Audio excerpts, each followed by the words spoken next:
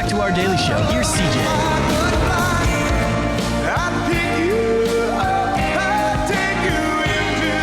We're not even close to getting to the nighttime yet, but we got 2 hours of fun to help us get through the day. Danny Margeson joins us now, local author, The Monsters We Make in studio, man. Full of energy, huh? How you doing today? Doing well. Thanks for having me aboard. Thanks for getting here, man. That's cool. Yeah. Just go right into this. The Monsters We Make is your second book, correct? That's correct, yep. And take me through, what the decision was to get into writing in the first place. Yeah, it was just something I've always had an itch to do, but I never really was trained to do it. So I went to school for a business degree, and that's pretty much what I've been doing with my day job since then. But I've always had this urge to, all right, maybe I think I got some stories in me. Let me just see if I can get it out there. And it took a few years to kind of dabbling with it. Actually, password protected a Word document, kept it with a hidden name for a while, just to allow myself to be bad at it for a while. Yeah. And then try to see, all right, is this something that can take off? And so I wrote my first book about 5 or 6 years ago, The Life of Death. And then in between then wrote The Monsters We Make. Well, and that's a really good point that you make too, man, because anytime we do something on our own, I feel like, and I'm the same way, I don't want feedback right away because I know what the feedback's going to be. I have a sense. And now when you were going through the motions, of getting everything out there, you still have it password protected when you're getting into this. When did you know it's okay to start really telling people about this and start getting the word out a little bit about what you're working on? Yeah, once I got to about 40 pages in the first book, and then I could kind of see where it was going, that's when I let my wife in. It's like, hey, I'm writing a book. That's what I've been doing in the morning. So it's like the meme, I wonder what he's, when the couple's turned over in bed, I wonder what he's thinking of. It's The Monster. It's your first book, The Life of Death. Yeah. Yeah. So you go into some weird Google searches to come up with the research for that topic too, talking about the Grim Reaper. Yeah. That one, the premise is the Grim Reaper is an everyday person, so he has to have a day job, has to interact with society, but has this dark secret that he's the Grim Reaper. So that's cool. Yeah. So take me through The Monsters We Make. This is completely different of your first book, right? Yep, completely different. What was the synopsis here? What led you to really diving into this one? So as we think about like all that's changing pretty quickly here in the last couple years with artificial intelligence, you can kind of see the ramp up of where it's doing more and more for us, and then humans start having to do less and less for their everyday lives.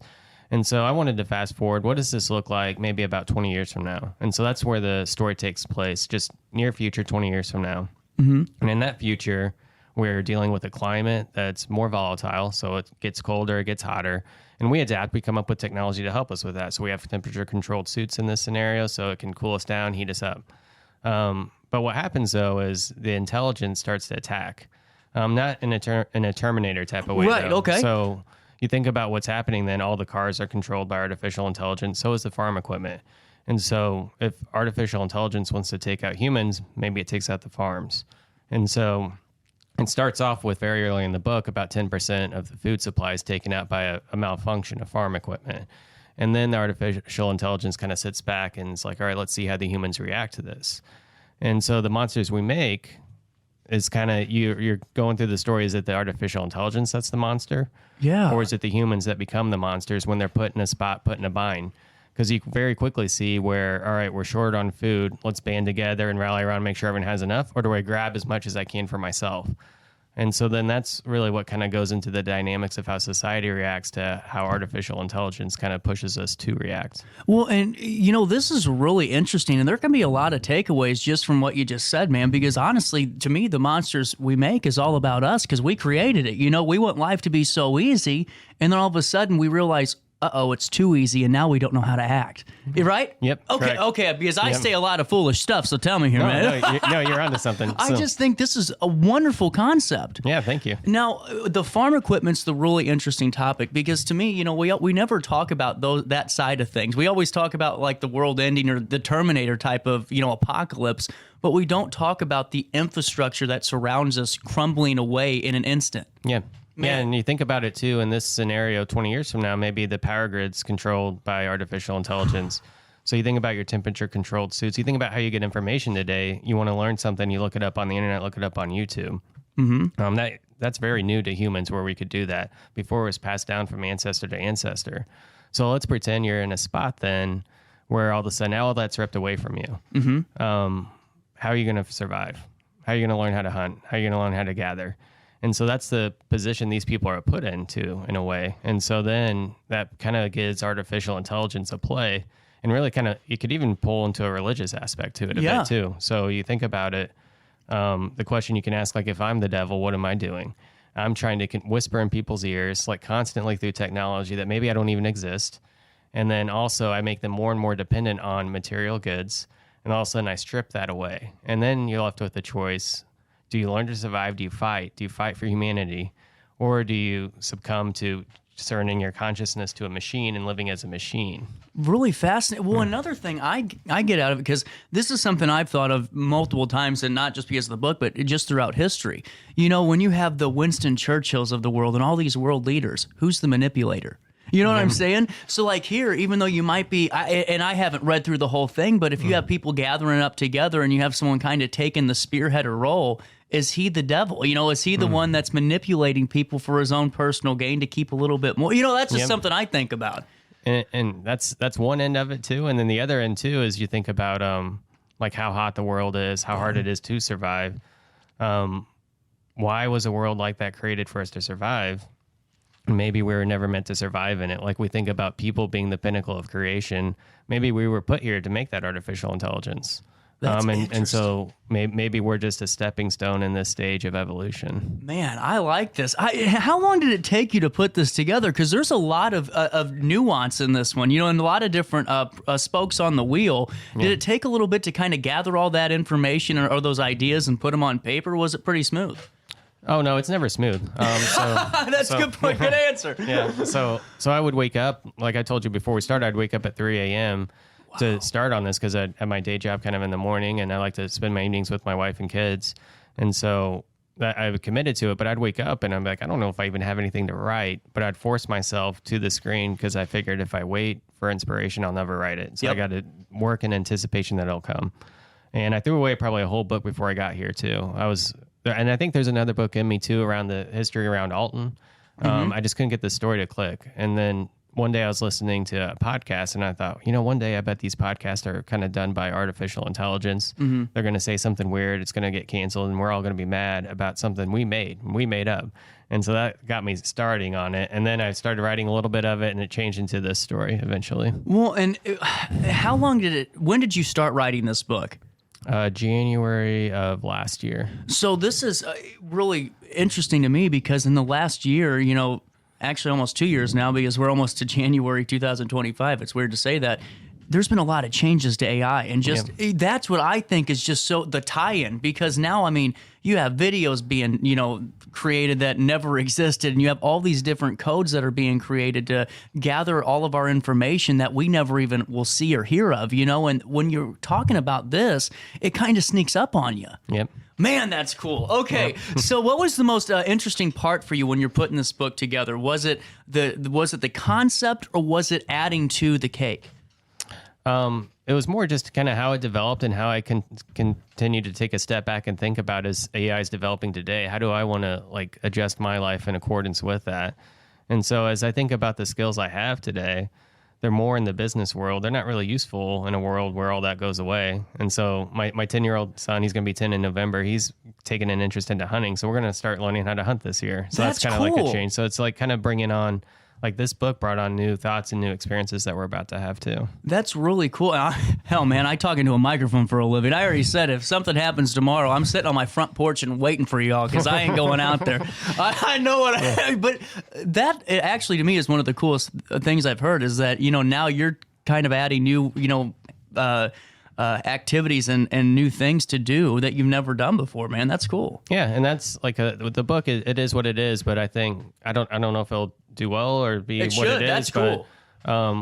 But I like that I put forth what I thought was a good book, and then I learned a lot about myself along the way. So tell me how the story works. Does it surround a few characters and follow their kind of journeys, or is it just a main character and then we kind of have some secondary afterwards? Yeah, there's probably 4 or 5 main characters in it.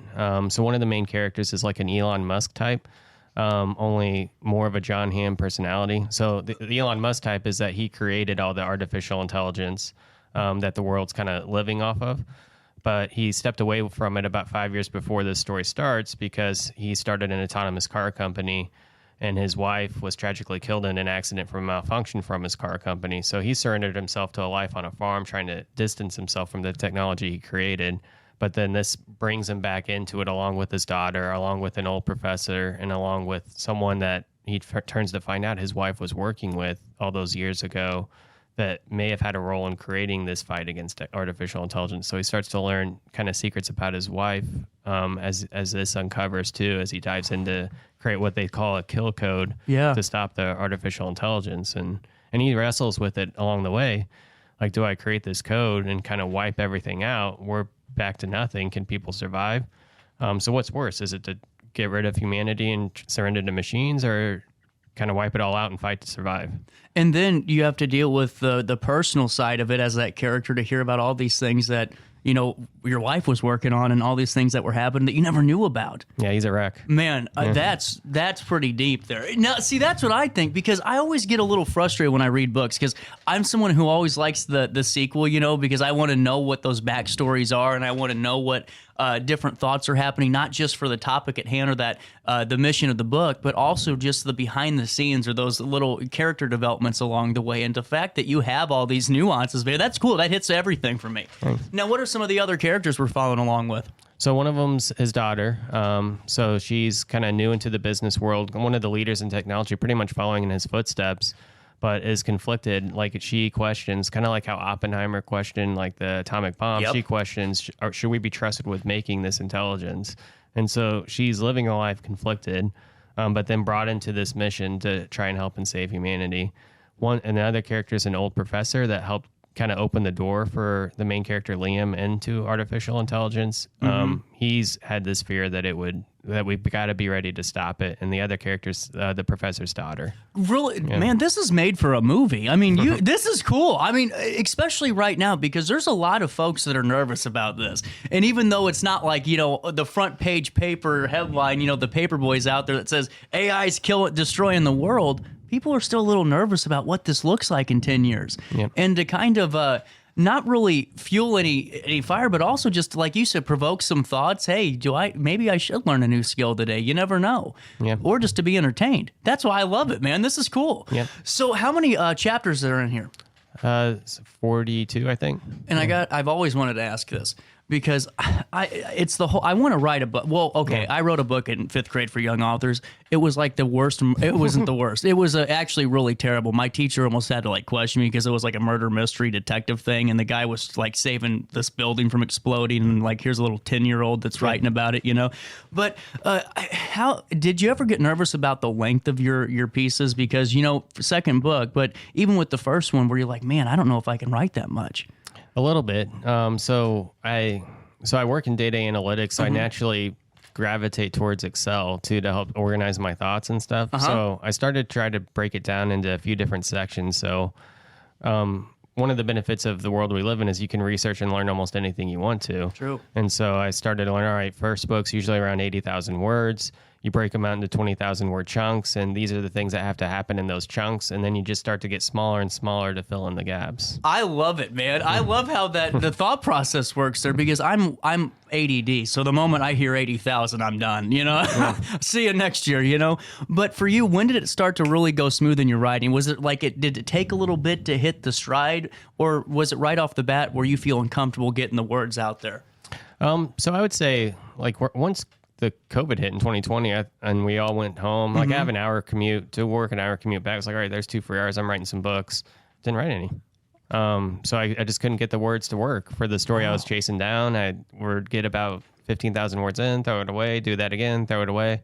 And so, but then once I got onto this topic, about January of last year, it started to flow a lot smoother.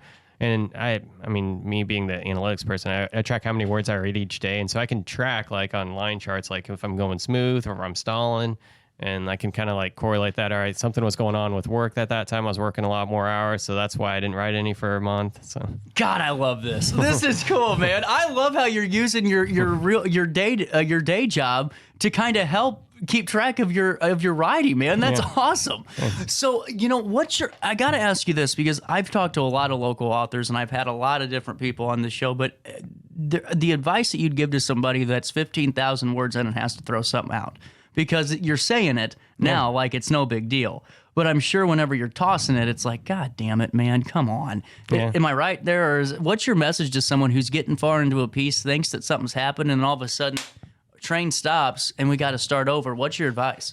I mean, I remember Stephen King saying you got to know when to kill your darlings. And so that was something that resonated with me. And then always like in life, like there's a lot of things that you try that don't work out, but it doesn't mean that it was a complete failure. You always learn something from that. So that experience helps with your next effort to try at it. Man, that's really cool. And getting back into the book, what are some of is there a lot of personal journeys in the monsters we make, or is it a collective trying to save on one mission at the same time?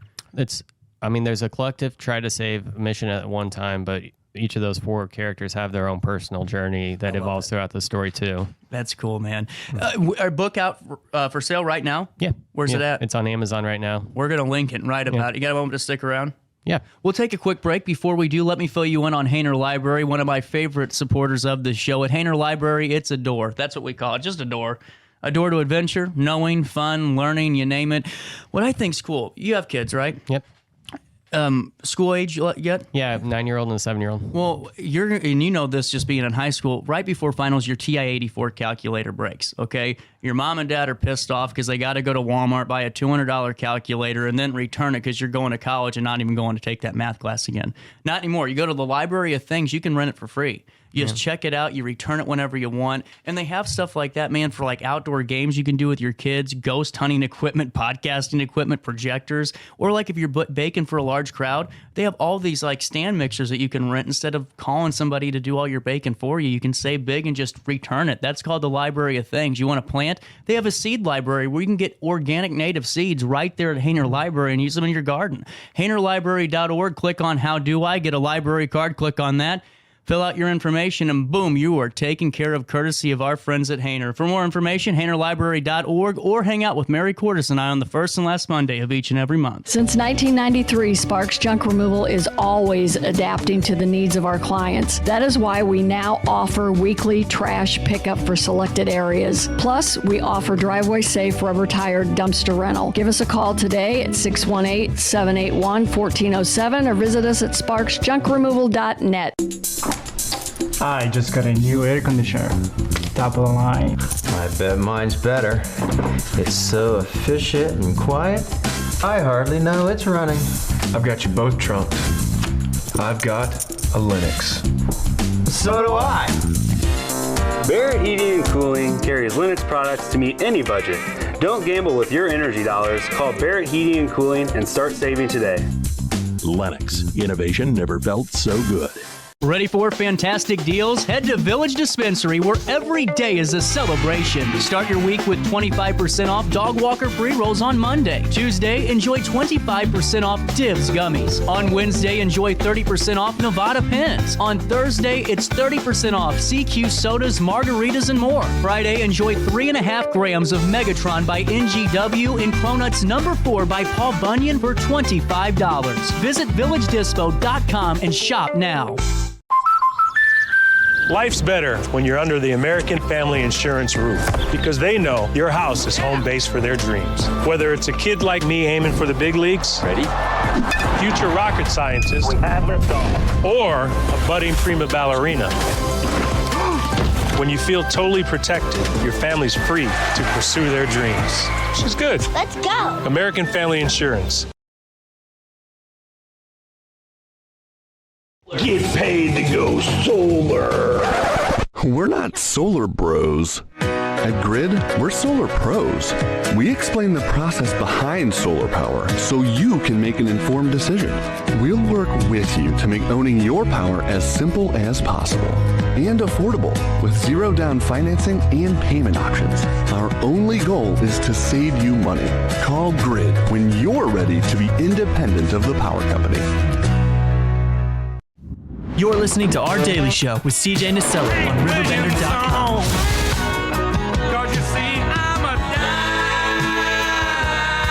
dinosaur. I should have died out a long time before. Help me purpose in a lot of the monsters we make as we're continuing our conversation. I'm a Hank Williams Jr. guy, underrated, just a little wild. I watched a video. This guy was shooting shotguns off at his concerts in the 80s. And here we are now, Different times. Take me through this process just from start to finish, because I find this really fascinating. The backstory to it, granted, you're passionate about it, but you also have to stay passionate working your day job, which is not like, Uber Eats. You have a full-time day job. Take me through your passion and process in this and what motivated you to get to the finish line. Yeah, sure. Yeah, thanks for asking. So I think about it. So I mentioned earlier I would wake up really early, and this would be kind of my therapy a bit, is to go in and I want to try and get 300 words done each day, and then I could go into work knowing I already accomplished something. Sometimes you get into work, you're in meetings back to back to back to back, and then at the end you're like, did I even do anything for the day? And so I think that was part of what helped me with it too. This is a motivation, is knowing I could at least check that box that I accomplished something with those words. I track them in my Excel sheet, of course, and be able to watch the progress. And then part of it too is I read a bit of Stephen Pressfield, The War of Art, and so he really talks about you got to do the work. So go in every day, even if you don't have the motivation, even if you don't have the inspiration, just go and do the work. He talks about summoning the muse, is it's like a real thing that you can just have a routine and summon it. And so you kind of be ready to open up that blank screen and just start going. Man, that's fascinating because I run it, and obviously I don't write, but for the show and you're trying to find guests and stuff, it gets kind of, not stale, but it gets hard every once in a while because it's like, man, where do I go from here? Yep. And throughout the book, when you're writing this one, did you ever have that where do we go from here moment? Or is it just, man, no, I'm feeling good about this. Let's keep running. No, I mean, there's a lot of times where I was like, I don't know where this is going to go from here too. But as I mentioned, I'd break it out into those chunks. And so I'd like, all right, I'll try to get to that chunk. It's a foggy view of where it goes from there. Hopefully it gets a little more clear as I get there. Mm-hmm. And then I would surprise myself a little bit. I was like, oh, I didn't even know this person was going to start behaving that way. And so then they evolve as I start to write it too. That's something I've always called BS on in an author until a couple of months ago when I really started to understand how the writing mind works. Because I always thought, okay, yeah, you tell that to the audience just to kind of like make us all go, wow, we're following along with you. But man, you're right. Because after really talking to writers, it's like the story's developing in your mind first. And so it's like when you're done writing that chapter, hell, you don't know what's going to happen 10 chapters from now. You're working on your breakouts, and then you're going to get there eventually. Yep. Man, I just find this awesome, man. Yeah, and by the way, if we have any producers out there, the monsters we make, I'm telling you, give Danny the rights and then make the movie and then make everyone a couple $1 million. I think this is going to do well. I'm telling you, I can see it. And I only need a couple of finder fees to get it done.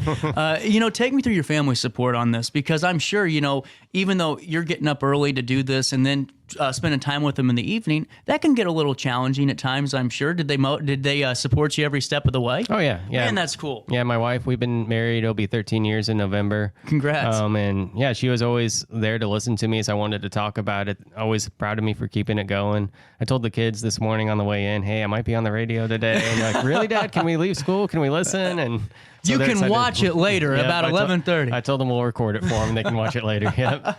Well, seriously, Danny, I just think this is wonderful. And let me ask you this, because I kind of have an idea just from talking with you the last 20 minutes of how the book ends, because I like to do that. I like to foreshadow and just see. Does the book end on a cliffhanger? Does the book end on a open-ended question like The Sopranos, you know what I'm saying, where the lights just go out? Or does it have a conclusive ending? The door's open for a sequel for it. Cool, man. Yeah. That's awesome. Yeah. Well, and see, now, what takeaways did you use in our real lives right now, your day-to-day life right now, those real-world connections to get the book done? Oh, like making connections with people? Yeah, like in the real world things you were seeing just happening in terms of AI currently as you were writing the book, and then how the world was reacting to it. Did you use a lot of that, or was it all just inside that you were using from personal feeling? Oh, no, I would read articles about AI, listen to shows about it too, and just start to think about like where it was going, and then how are we going to react to it was a question I kept coming to. And then what will our lives be like 10 years from now, 20 years from now? And so that kind of just compounded upon each other over time. Wow. Man, I'm not being funny. I'm not patronizing you. I never get this excited about, talking about books because I have to read them first. But just hearing about this one, I'm in. Like, I'm totally in. Well, you can have this one. Oh, I will. I'll take it. Well, and now, whenever you were done with this one, did you have, do your coworkers know that you're a writer? Yeah, they know. That's cool. Yeah, because I wrote one a while ago. Right. And sometimes they'd ask, like, hey, are you doing another one? It's like, oh, sometime I will. But yeah, eventually I let them in that I was writing this one, and then they know about it when I posted it on LinkedIn and stuff too. Man, that's cool. And like I said, Danny, what's your overall kind of elevator for the book as we're wrapping this conversation up for anybody that's still kind of on the fence and getting ready to click on that direct link on the RiverBender.com article when that comes out and getting their hands on a copy? What's your elevator? Yeah, I think if you want a story that kind of takes on some big themes that we're seeing within the world today, while also having characters that can make you mad at them, make you hate them, and make you love them at the same time throughout the story, this might be a book for you. Now, I got a question for you. The characters, because you said there was an Elon Musk type of one. Did you use a lot of like bigger names to connect the characters, or are some of the characters folks that we would never really connect, but folks from your personal life? No, I tried to keep it like not anything about me. Yeah, cool. So okay. I tried to, and the Elon Musk connection, it's more just creating the empire of AI, but the personality, like this main character, is not trying to populate the world or anything like that, or doing some of the things Elon does, or go to Mars. Yeah. But it's a brilliant mind that the world is better for. Just different personality beyond that. Do you think your readers are going to be able to make different connections per character? Like, even though it's the Elon Musk empire, not to connect the two, but folks going, man, that reminds me of, a Musk, or hey, that reminds me of, such and such. Is that going to happen? It might, yeah. It depends on kind of so. what their history of what they like to watch is like. I could see some connections. My favorite movie is Interstellar, so I could see some connections from the characters in that to the characters in this book, too. Interstellar was a great movie. Yeah, that was cool. You know what else was an underrated? Prometheus. You remember that one? Oh, I remember that one. That was a great one. Yeah. Danny, I wish you nothing but the best. When you get ready on your next book, or you just want to fill us in on how the Monsters We Make's going and getting turned into that movie, which I think it will be, you got to do it. It's got to be a movie. We've had producers on this show before, and if you're watching, call Danny, pay for the book rights, and then let's make Danny millionaire. I like it. Yeah, sounds good to me. Danny, thank you so much for your time. Danny Margeson, The Monsters We Make. We'll link everything on demand on the RiverBender.com article.